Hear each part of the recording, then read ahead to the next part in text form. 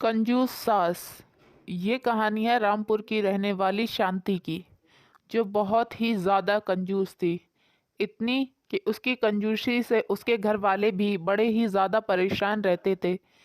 एक दिन शांति की तबीयत खराब हो जाती है तो उसे देखने डॉक्टर आते हैं। डॉक्टर शांति के बेटे राकेश से कहते हैं, राकेश, इनकी तबीयत इनके खाने पीने की वजह से हुई है। ये वक्त पर खाती पीती नहीं है, इसी की वजह से इनकी तबीयत बिगड़ गई है। तुम ऐसा ना करो, इन्हें कहीं बाहर घुमाने के लिए ले जाओ, जिससे इनका मन भी बहल जाए और इन्हें जिंदगी जीने की चाह भी उठने लगे। राकेश कहता है, जी आप सही कह रहे हैं। लेकिन पीछे उसकी माँ शांति सुन लेती है और राकेश से कहती है, ये कैसा डॉक्टर पकड़ के लाया है तू? ये कोई मर्ज की दवा बता रहा है? बताओ, घूमना फिरना कौन सी मर्ज की दवा होती है? ये तो सारे पैसे मिट्टी में कराएगा। अरे नहीं माँ, वो तेरी सेहत के बारे में कह रहे थे। तू अगर यहाँ से जाएगी तो ही तो तेरी सेहत अच्छी होगी। नहीं नहीं, मैं कहीं नहीं जाने वाली। मेरे इतने पैसे बर्बाद करने का बिल्कुल मन नहीं है और ना कोई जाएगा। राकेश कहता है, ये तो कहीं नहीं जाने वाली और ना इनकी तबीयत सही होने वाली। अब तो ऐसा लगता है इनके मरने के बाद ही इनकी कंजूसी से हमारा नाता दूर होगा। बेचारा राकेश इस बात पर अकेला ही बड़बड़ाने लगता है। उधर दोनों जने दौरानी जेठानी विमला कहती है, पता है आज माँ जी की तबीयत खराब हो गई थी और डॉक्टर उन्हें देखने आए थे। इस पर नंदनी कहती है, हाँ दीदी, लेकिन तुझे पता है कि उन्होंने डॉक्टर ने कहा था माँ जी को कहीं बाहर लेके जाया जाए घूमने के लिए सारे परिवार के साथ में, ताकि माँ जी को वहाँ अच्छा लगे और उनकी थोड़ी कंजूसी भी कम हो सके। पर दीदी, माँ जी तो कभी घर से बाहर नहीं जाएंगी, क्योंकि उन्हें पता है घर से बाहर जाएंगी तो उनके पैसे खर्च होंगे। वो इतनी कंजूस है ना कि परेशान करके रखा है। फिर वो दोनों जने अपने अपने कामों में लग जाती हैं। इधर नंदनी भी घर की साफ सफाई के लिए झाड़ू पोछा करने के लिए चल देती है। लेकिन आगे जब नंदनी बरामदे में पहुंचती है तो उन्हें अपने मोहल्ले की राधा चाची मिलती हैं, जिसे देखकर वो कहती है, राधा चाची आप यहाँ? राधा कहती है, मुझे विमला से मिलना है, मेरी बहू की मुंह दिखाई है। तुम लोग शादी में तो नहीं आए, लेकिन अब मुंह दिखाई में तो ज़रूर आना पड़ेगा। लेकिन तुम और विमला शाम को ज़रूर आ जाना। फिर वो चली जाती है। इस पर राकेश कहता है, क्या खड़ी खड़ी सोच रही हो? मुंह दिखाई में जाने की?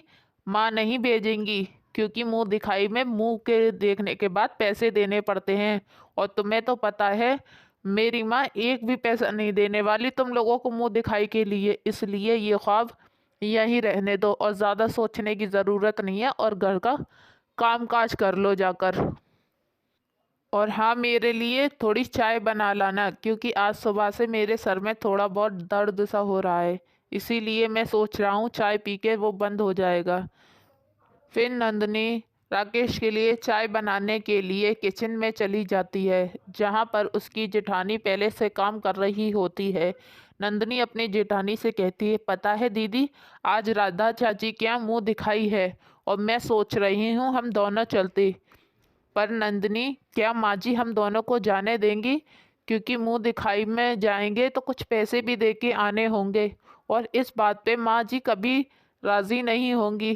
कहे तो तुम सही रही हो, माँ जी इतनी कंजूस हैं कि हमें कहीं जाने भी नहीं देती।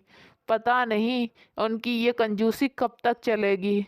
हाँ नंदनी, तुम सही कह रही हो, मन तो वैसे मेरा भी बहुत है राधा चाची के यहाँ जाने के लिए, लेकिन क्या करें, माँ जी हरगिज़ राज़ी नहीं होने वाली।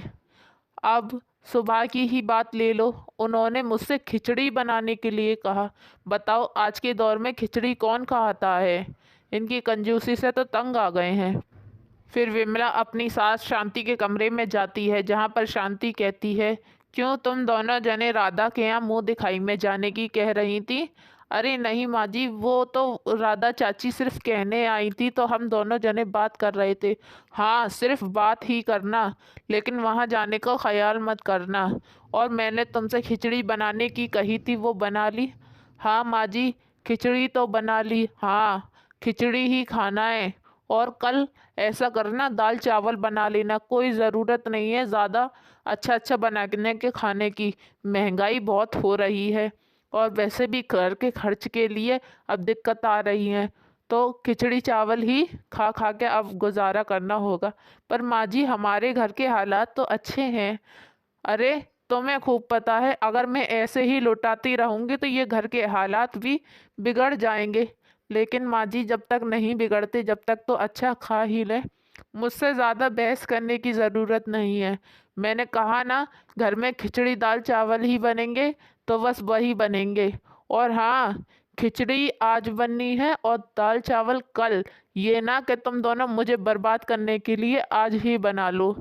बेचारी विमला खामोश हो जाती है और उधर नंदनी की बेटी कोमल अपनी माँ से जिद करने लगती है।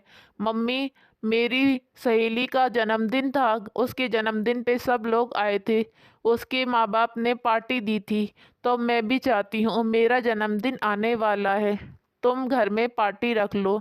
इस पर नंदनी कहती है, तुम पागल तो नहीं हो गई कोमल, हमारे घर में और पार्टी? तेरी दादी के बारे में तो तुझे पता ही है ना कि वो कितनी कंजूस हैं। अगर उन्हें इस पार्टी के बारे में पता चल गया तो अटैक ना आ जाए तेरी दादी को। खर्चे की तो कोई बात ही मत बोल। बेचारी नंदिनी चली जाती है। फिर इस पर विमला कहती है, क्यों डांट रही थी उसे, उसकी क्या गलती है? अरे, हमारी सास ही कंजूस है तो इसमें इस बच्चों की क्या गलती है? वो तो बस अपनी मन की करना जानते हैं। अब उन्हें ये कहाँ पता है कि उनकी दादी किस कदर कंजूस है। एक एक पैसा देने में भी इसकी दादी का दिल दुखता है। सही कह रही हो दीदी, लेकिन तू फिक्र मत कर नंदनी, मैं फिर भी माँ जी से एक बार कोमल के बर्थडे की बात ज़रूर कहूँगी। हो सकता है शायद वो कोमल के लिए राज़ी हो जाए। फिर विमला अपनी सास से जाकर कोमल के बर्थडे के लिए बात करती है। ये जैसे ही ये जैसे ही बर्थडे के बारे में बात करती है तो शांति कहती है, अरे विमला, तू पागल तो नहीं हो गई है? अरे, बर्थडे होगा तो सब लोग आएंगे, घर में खाना पानी भी बनाना होगा, तुझे पता है कितना खर्चा हो जाएगा? तू भी बच्चों की तरह बच्ची बनी जा रही है। मेरे पास नहीं है एक भी ऐसे फिजूल खर्च करने के लिए पैसे। मैं बाहर जा रही। अरे रुकिए माँ जी, पहले सुन तो लीजिए, वो बच्ची है, वो जिद कर रही है तो घर में पार्टी रख लो। अरे, तुझे मालूम नहीं मैंने ही आज सुबह तुझसे क्या कहा था? घर का खर्चा चलाना कितना मुश्किल हो रहा है और तू मुझसे ऐसी ऐसी फरमाइश कर रही है। ठीक है माँ जी, पहले आप अंदर चले, मैं अंदर जाके आपको समझाती हूँ। जब वो दोनों अंदर आते हैं तो विमला कहती है, नहीं नहीं माँ जी, मुझे पता है घर का खर्चा चलाना थोड़ा मुश्किल हो रहा है, लेकिन इसका मतलब ये तो नहीं हम बच्चों के भी दिल की ना होने दें। अब वो इतना जिद कर ही रही थी तो मैंने सोचा मैं आपसे बात कर लूँ। और आप भी सोचिए ना माँ जी, हमारे पैसे किसके लिए होते हैं? फिर राकेश आके कहता है, माँ करने दो ना उसके अपना बर्थडे, और वैसे भी कौन सा हम गरीब हो जाएंगे जब दो चार लोग हमारे घर पे आकर खाना खा लेंगे। अच्छा, तुझे भी इस बारे में पता चल गया? तू भी इसकी गुटी में बोल रहा है? मुझ पे एक भी पैसा नहीं है और तुम पे हो तो तुम खर्च कर लेना। और हाँ, ये बर्थडे शड्डे जब मनाना जब मैं मर जाऊं, मेरे जीते जी तो मैं एक भी रुपया खर्च नहीं करने दे रही। इसकी बात सुन के बेचारा राकेश भी खामोशी से वापस चला जाता है और सोचता है ये नहीं करने देने बर्थडे शड्डे।